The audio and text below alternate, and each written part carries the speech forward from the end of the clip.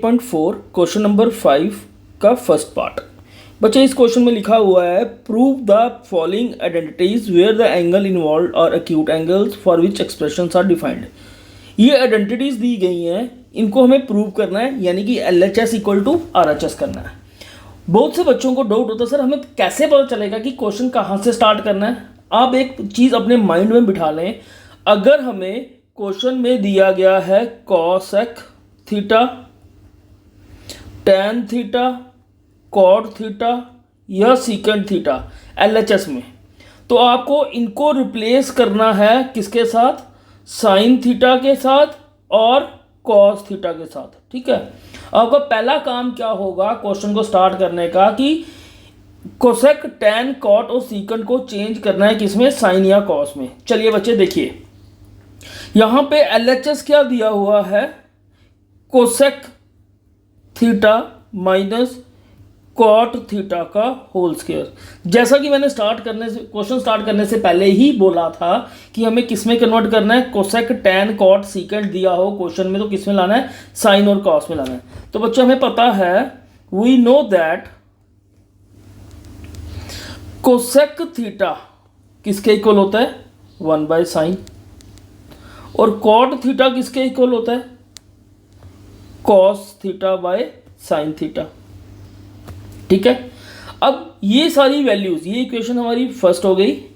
अब हम करेंगे put the value of cosec theta and cot theta in first.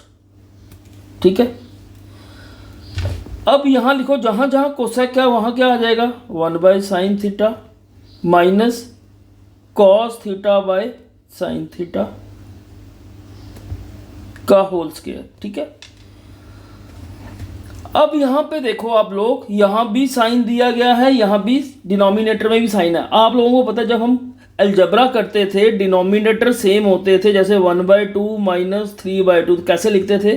2 denominator में आता था, 1 - 3 लिखते थे, ऐसे ही लिखते थे ना। सेम केस यहाँ पे ही करेंगे हम। डिनोमिनेटर में हम क्या लिख देंगे? साइन थीटा और 1 - कॉस थीटा का होल स्क्वायर। ठीक है, अब होल स्क्वायर है तो इसको हम ऐसे लिख सकते हैं 1 - कॉस थीटा का whole square upon sine square theta का होल स्क्वायर, यही लिख सकते हैं।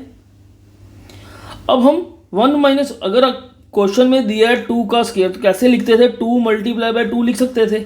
सेम केस यहाँ पे भी लिखेंगे 1 - कॉस थीटा, 1 - कॉस थीटा। ठीक है, ये क्या हो गया? साइन स्क्वायर थीटा रह गया। अब आपको पता है कि एक फॉर्म आइडेंटिटी थी हमारे पास, sine square theta equal to sine square theta plus cos square theta equal to 1। अगर मैं यहाँ पे कॉस को यहाँ शिफ्ट कर दूँ तो साइन स्क्वायर थीटा की वैल्यू मिल जाएगी, वही मुझे क्वेश्चन में चाहिए। साइन स्क्वायर थीटा किसके इक्वल होगा? 1 - कॉस स्क्वायर थीटा। ठीक है, ये मैं यहाँ पुट कर दूंगा। 1 - cos theta,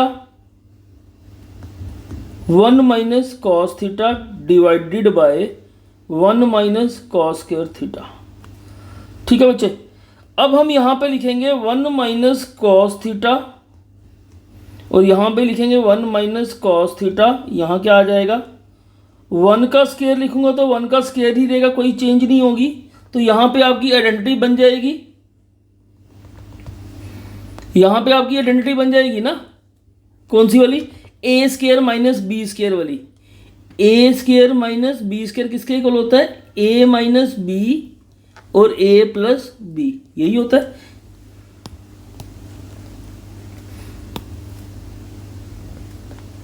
A² - B², A - B, A + B। तो यहां बनेगी वो identity 1 - cos theta, 1 - cos theta upon 1 - cos theta और 1 + कॉस थीटा। ये और ये वैल्यू कैंसिल आउट, क्या बच गया? 1 - cos theta upon 1 + cos theta. यानी कि हमें यही प्रूव करना था LHS इक्वल टू RHS। बच्चों बड़े आसान क्वेश्चन है ये, कुछ नहीं करना है हमें। जब भी क्वेश्चन स्टार्ट करना है हमें क्वेश्चन को देखना है कि क्वेश्चन में क्या चीज़ दी गई है। अगर आपको कोसेक, टैन, कॉट, सीकेंट दिया गया है उसको कन्वर्ट करो पहले, सबसे पहले साइन या कॉस में। वो करने के बाद देखो कि हमें आगे कैलकुलेशंस क्या है, कौन सी आइडेंटिटी यूज़ करनी है, कौन सी अप्लाई हो सकती है यहाँ पे, उसको लेके हमने आगे सॉल्व किया। ये था आपका फर्स्ट पार्ट। चलिए क्वेश्चन नंबर 8.4 का फिफ्थ का सेकंड पार्ट करते हैं।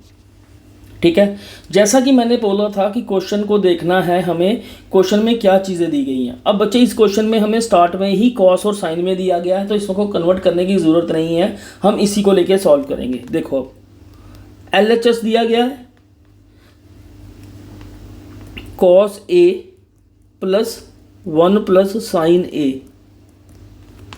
Upon 1 plus sine A plus cos A, यही है LHS। अब आप लोग क्या करो, हमें ऑलरेडी क्वेश्चन साइन और कॉस में दिया गया है। अब देखेंगे, अब देखो यहाँ पे मैं इसको क्रॉस मल्टीप्लिकेशन कर सकता हूँ, एलसीएम लेंगे तो क्या बनेगा, कॉस स्क्वायर ए प्लस इसको यहाँ मल्टीप्लाई करो तो क्या बनेगा, 1 प्लस साइन ए का होल स्क्वायर, यानी कि इस वाली टर्म को इसके साथ मल्टीप्लाई किया।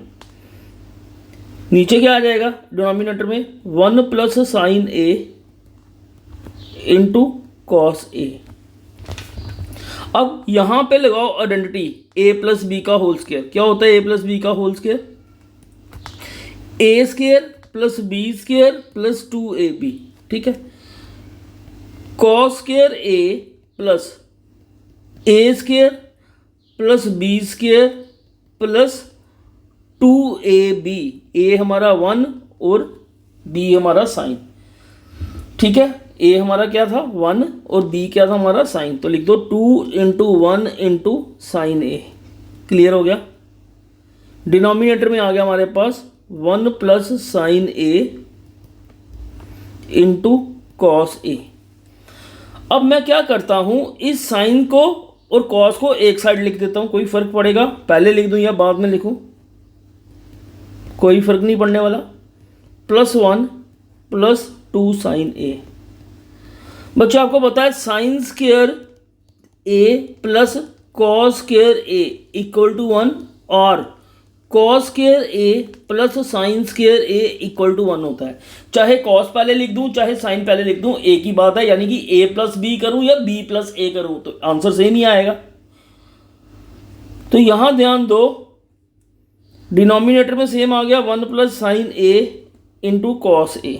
अब इस पूरी टर्म की जगह मैंने क्या कर दिया, 1 लिख दिया, क्योंकि आइडेंटिटी का यूज़ किया मैंने यहाँ पे। 1 plus 2 sine A upon 1 plus sine A cos A. 1 plus 1 कितने होंगे, 2 plus 2 sine A upon 1 plus sine A into cos A. Numerator से 2 कॉमन ले लो, 1 प्लस साइन ए रह गया, डिनोमिनेटर में 1 plus sine A into cos ए। ये और ये कैंसिल हो गया, क्या बच गया हमारे पास 2 बाय कॉस। आपको पता है 1 बाय कॉस किसके इक्वल होता है, 1 बाय कॉस सीकेंड के इक्वल होता है ना। तो यहाँ भी क्या आएगा 2 इंटू 1 बाय कॉस ए, तो 1 बाय कॉस किसके इक्वल है, 2 इंटू सीकेंड ए। तो ये आ गया आपका answer, LHS equal to RHS। ये था सेकंड पार्ट, नेक्स्ट वीडियो में डिस्कस करेंगे थर्ड पार्ट। Thank you.